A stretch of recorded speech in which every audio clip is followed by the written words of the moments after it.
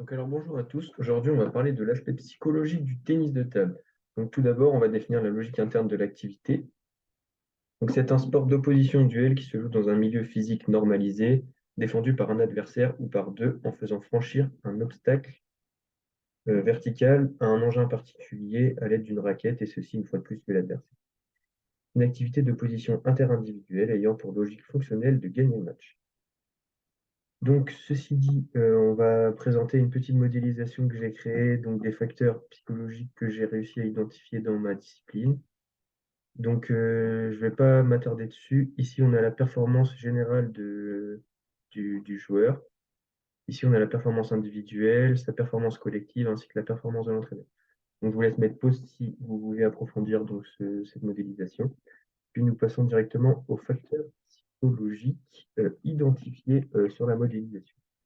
Donc ici, nous avons l'anxiété d'état, donc c'est une réaction émotionnelle courante qui se traduit habituellement par des manifestations physiologiques et des modifications comportementales. Il s'agit d'un état de tension interne relativement désagréable qui revêt trois composantes principales: la perception d'un danger imminent, réel ou indéterminé, une attitude d'attente envers ce danger, anxiété anticipatoire, et un malaise psychologique lié à la conscience d'une impuissance face à ce danger.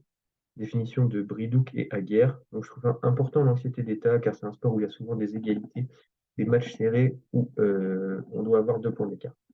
Donc ensuite, on a identifié le sentiment d'appartenance. Donc c'est un processus qui implique l'identification personnelle par référence au groupe, les attaches affectives, l'adoption de ses valeurs, de ses normes, de ses habitudes, le sentiment de solidarité avec ceux qui en font aussi partie, ainsi que leur considération sympathique. Une définition de Muccielli en 1990. Si on n'a pas confiance en nos coéquipiers, alors nous n'allons pas appliquer donc les conseils qu'ils nous donnent. Et pour ce qui est ensuite de la confiance en soi, donc c'est le sentiment de sécurité intérieure que vous éprouvez vis-à-vis de vous. Et il correspond et permet de satisfaire le besoin de sécurité vis-à-vis de l'extérieur, de l'inconnu et du futur. Si vous n'avez pas confiance en vous, vous ne pouvez pas risquer, entreprendre, décider, changer, oser et vous affirmer sur la définition de Patrick Grasse. Donc ensuite, il y a la motivation. Donc le concept, c'est de représenter le construit hypothétique utilisé afin de décrire des forces internes et ou externes produisant le déclenchement, la direction, l'intensité et la persistance d'un comportement. Définition de Valéran et Thiel en 1993. Donc ensuite, une petite synthèse bibliographique d'études que j'ai trouvées. Donc, première étude sur la confiance en soi de Walid Briki et Christophe Gernigon. Donc, se nomme maintenir l'ascendant psychologique en situation de prise d'avantage au score lors des balles de fin de manche ou de fin de match en tennis de table. Étude menée sur 7 des 10 meilleurs Français de 15 à 21 ans, avec comme méthode de recueil de données un entretien d'auto-confrontation.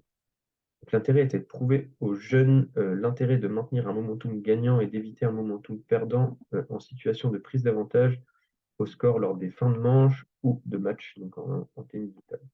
Ensuite, j'ai trouvé une étude sur la motivation. Donc, c'est une étude sur le tennis.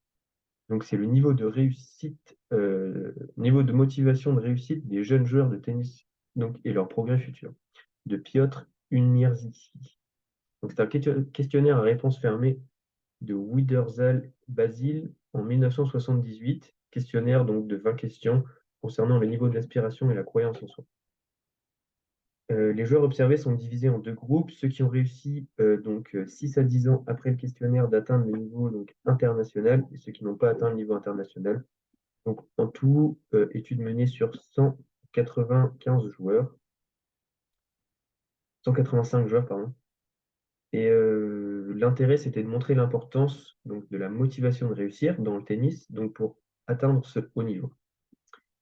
Donc ensuite, nous pouvons voir que j'ai identifié aussi le leadership de l'entraîneur. Donc, cette étude a été menée sur 52 duos d'entraîneurs et joueurs ou joueuses canadiens au tennis de table. Donc, avec un test de FIRO-B, donc c'est un questionnaire. Et l'intérêt était de voir la compatibilité donc de la relation entre les joueurs et les entraîneurs Donc, je vous laisse ensuite prendre connaissance de ma proposition d'étude, donc, en situation.